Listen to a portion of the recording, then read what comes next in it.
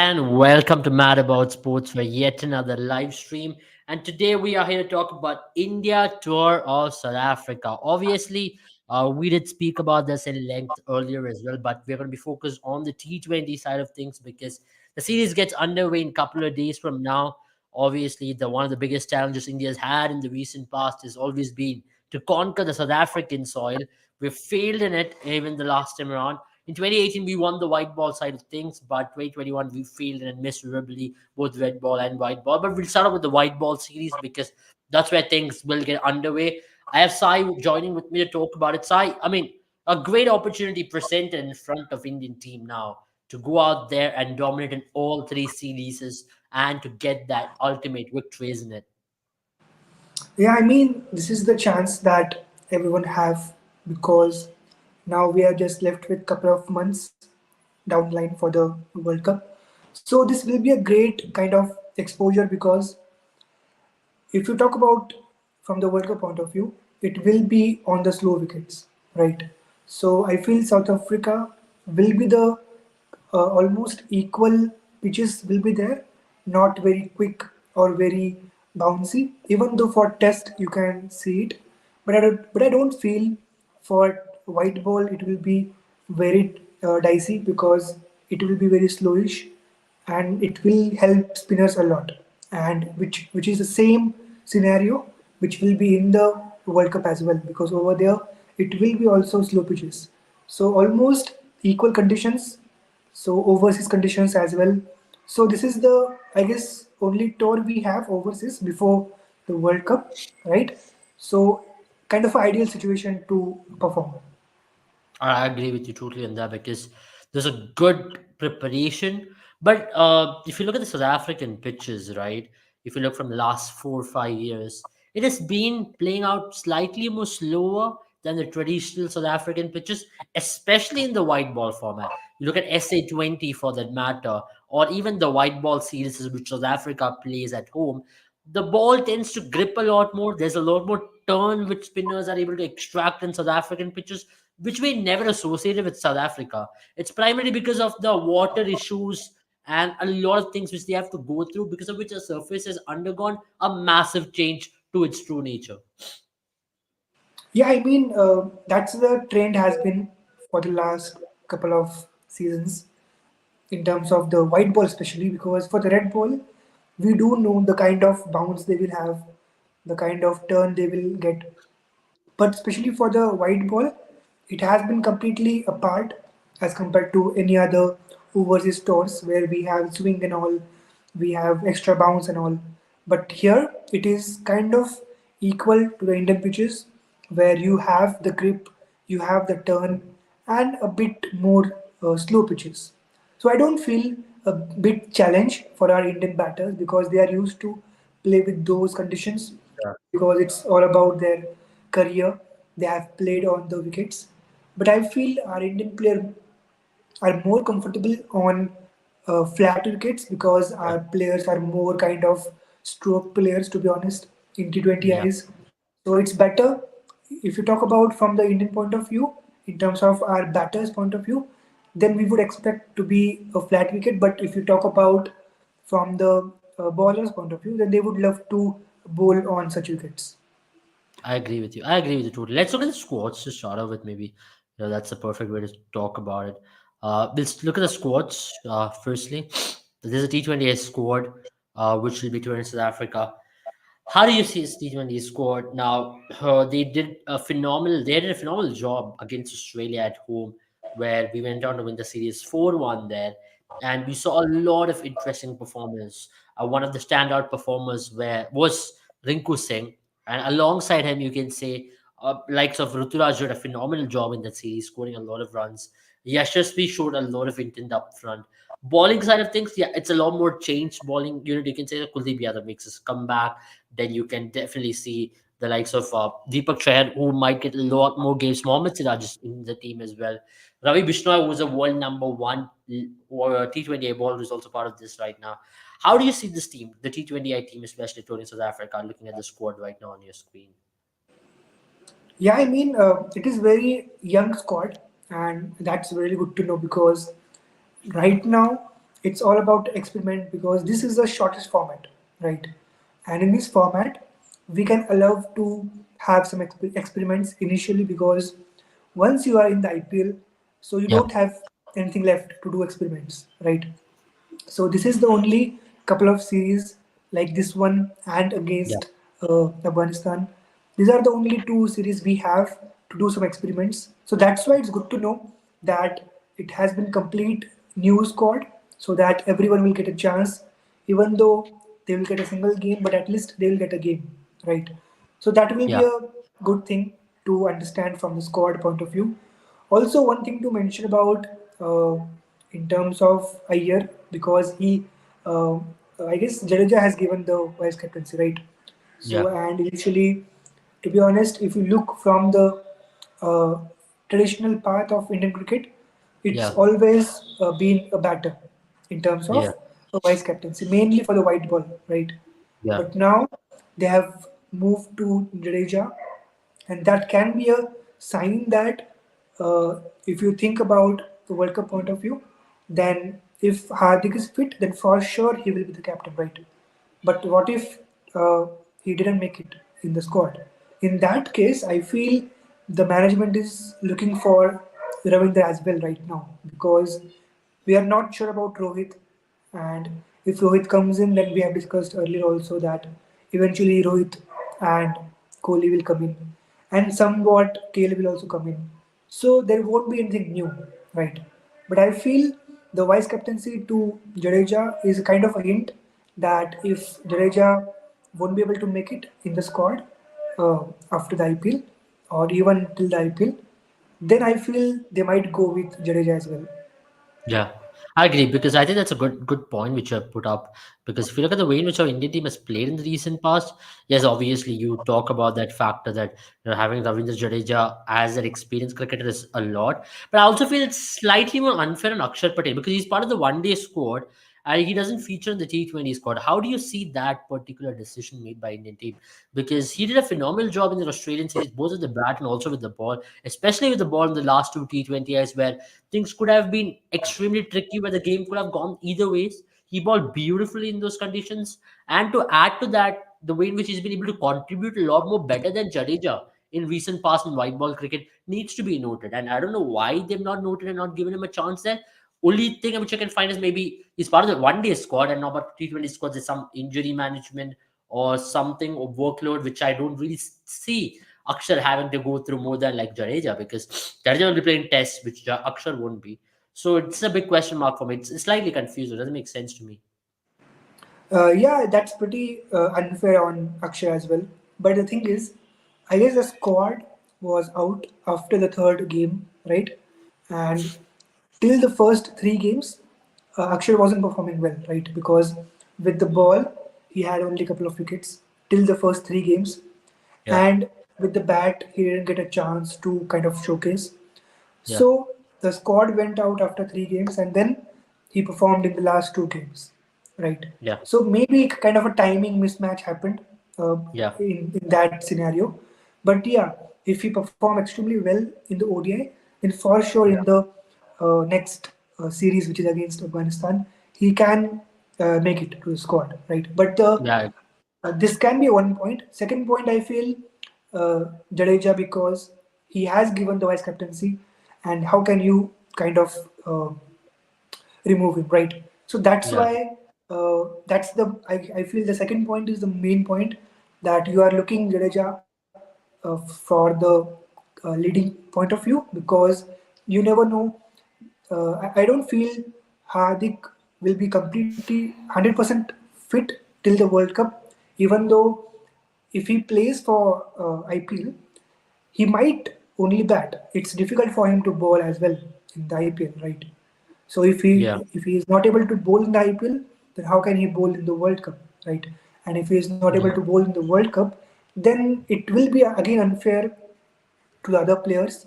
I They think might had a chance Hardik for the might World ball Cup. in the IPL. It also depends on his recovery at this point. That's one of the reasons why he's not going to be available to the IPL as well. From whatever we are able to receive, Hardik will not be playing any cricket until March 2024, which means he's going to have an elongated break. Now, Remember when he got injured on 21st of November, or 19th of November rather, we all expected him to be back by the next game, which was against New Zealand, which was a 4 day break we all expected. But went to the 6 day break. We all thought he'd be back by the game against England. It never happened. Now it looks like they want him to be 100% fit. They don't want any mishaps, understanding the fact that there is a T20 World Cup, which he is most likely to lead. We don't know about it yet. There is a lot more for India to play in the next 1 year, where you want your premier player, and there was no replacement for Hardik Pandya in that 11. So you want your premier player to be fit. And one of the reasons why India is ready to sacrifice Hardik for all the bilaterals and all the games at home so that he's fit for the big tournaments. Yeah, I mean that's a good approach to be honest because you don't want to take any risk in between as well. Even though he is fit, but we want to save him for the big game as well, right? And to be honest, you can afford to keep him leave, or you can afford to keep him out of the squad right now because you do have other players as well in the lineup, right? So I Yeah. feel it's good for him as well and good for a team as well that you are kind of considering him completely. You haven't ignored him yet, right? That's a good thing to know because you don't have time to kind of replace him with any other player, right? Yeah, correct. In terms of a fast bowler who can bat exceptionally well as a finisher role, we don't have anyone else who can replace him. The Yeah. only one who can replace, I feel, is Rinku Singh again. But again, he is a proper batter, not an all-rounder. So yeah, that's why I feel we won't have to worry about it a lot because eventually, if he makes it, then that's a better thing. But to be honest, even though he makes it, he will only bat, to be honest, right? And we all know he won't bowl in his comeback, right? So that's why I feel maybe Rohit will come in, and if Rohit comes in, the other three will again comes in, and Yeah. if Rohit have completely kind of ignored from the World Cup, then I feel it will be either between Sky or Jadeja in terms of captaincy Yeah. because now it's the time that you look ahead of them as well because you cannot depend like you did the same thing uh, in the last couple of World Cups that you were totally dependent on few players, but now you do have a huge squad where you can afford to try players. Yeah, I agree with you. But let's talk about India's bowling right now. We don't talk about it enough. We've spoken about batting a lot in depth, but India's bowling now. There were occasions where you felt like, okay, India's bowling could have been much better in the T20. I say against Australia, where you felt like, okay, certain bowlers are leaking a lot more runs. Arshdeep has not had the most impressive series, but in phases he's done well. Now, for example, the last game, the last over which he bowled was outstanding. But until then, he was very below par, you can say. He went for almost 37 runs in that match. How do you see India's bowling step up? Now, if you look at South Africa, they're going to be a power pack batting attack as well. They're going to be playing at home. They're going to be extremely strong, like so Aiden Markram, Jonathan Ferreira. All these lads are there in that team, and they're going to be up against India's bowling, and they want to take them on. Yeah, I mean, in terms of India's bowling, you can see this is about the figures of batting figures of South Africa in Yeah, terms of this year, right? yeah, And you can see they are more dominant on pacers, right? In terms of the run percentage, around 76 percentage of runs they have scored against the pacers. Also, they went in terms of dismissal pattern. If you look about the dismissal pattern, around 85% they got dismissed by a pacer again. So they are more kind of used to play pace a lot, and they haven't played spin bowling a lot in this year. So it will be a good thing for us as well because we are more kind of dependent on our spinners, and because they do the work very well. So it's kind of an interesting contest to see how our spinners will kind of dominate because these are the figures where our spinners can take the advantage of these figures. They are not used to play spin a lot, and they do struggle against the spin a lot, like we have seen, I guess, in the semifinals as well, right? So they do have the tendency to struggle. But if you talk about from the bowler's point of view, these players are more kind of hitter players. If you talk about every single player from the first position till the fifth, sixth position, every Yeah. player is a hitter. They do love to hit. No one in their squad can anchor the innings except Adam Markram to some extent, but other than that, everyone is a big hitter. And every Yeah. hitter loves to face the space. And Yeah. that's why you can see completely on the screen their figures against the spacers are kind of phenomenal, right? And the only thing you can uh, do to stop the South African batting lineup to introduce spin a lot. Try to uh, use spin a lot in every phase, even though it's power play or even though it's death overs, because they do struggle against spinners in the death overs as well. Some Yeah. point of time, uh, any kind of team, they might think that how can you uh, kind of employ a spinner in that overs, but you can do it if it's South Africa because they do struggle a lot. Yeah, that's a good point. That's a good point because I think especially someone like Ravi Bishnoi, who's been having a lot of success as a spinner, he would thrive on challenges like this. Now, if you look at SA20 as well, you saw Aiden Markram, it was the Sunrisers Eastern Cape, used spin a lot more. He himself was bowling a lot more, and you saw the pitches were eating spin to a large extent. Now, if you look at the way the places which India is going to play in the T20s as well, I think those are grounds which aided spin a lot more in SA20. Having said that, how do you see India's approach is going to be for this? What's an ideal bowling combination now? Most likely, India will be only playing five bowlers. You don't have the luxury to play six bowler because Hardik is injured. So, three spinners, two paces, or three paces, two spinners. How do you go about it?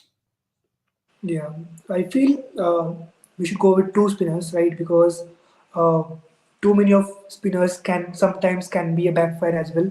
So we do. First of all, we had to uh, search for combination where we should have at least batting till at least eighth position, right? And for that, I feel Kuldeep should be there to be honest, because in the World Cup also he had contributed some point of time whenever needed in the World Cup as well. And in terms of bowlers, two quality bowlers like I feel I think Deepak will be there. you can keep that particular element of a number eight batter the moment you have someone like a Deepak Chahar in the team because Deepak Chahar can bat, he can ball, he can share the workload with the new ball, he can bat at number eight, a quality batter at number eight. He's better than Shardul Thakur in my opinion because he's much more experienced. Remember one of the games in South Africa in last tour, he scored a brilliant 60 odd, but he did not take the team over the line. And takes me back to the knock which he played in Sri Lanka a few years ago as well where he and Bhuvaneshwar Kumar helped India to cross the line. So he's a bona fide bowling all rounder, which you can entrust in him to finish games off in tough situations, and he can give you that 20, 30 runs if need be. Yeah, absolutely.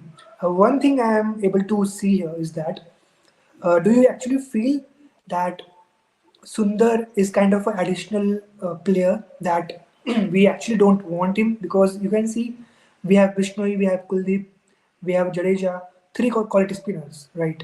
And again Yeah, we have Sundar. So I feel in that place, Akshar would have been a better choice in place yeah, of Sundar, right? But I feel it's all about the batting point of view. They want someone like Jadeja who can bowl and who can bat.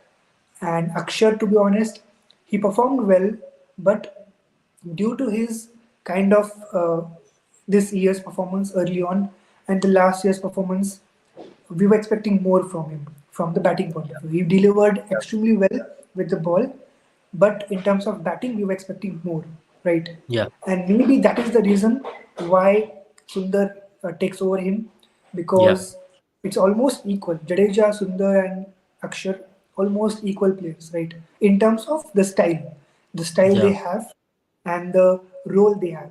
In terms yeah. of performance, to be honest, do you remember when was the last time Sundar played for India? I feel very long time on, right?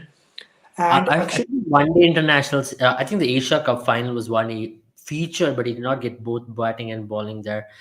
Then he played in that T20. He played in that one day international against Australia, the last one day international, where Ashwin was rested as well, where we went on to lose that match in Rajkot, if I'm not wrong. So he played these games, but not in consecutive games, right? He's always been there, and then he gets injured or he gets dropped.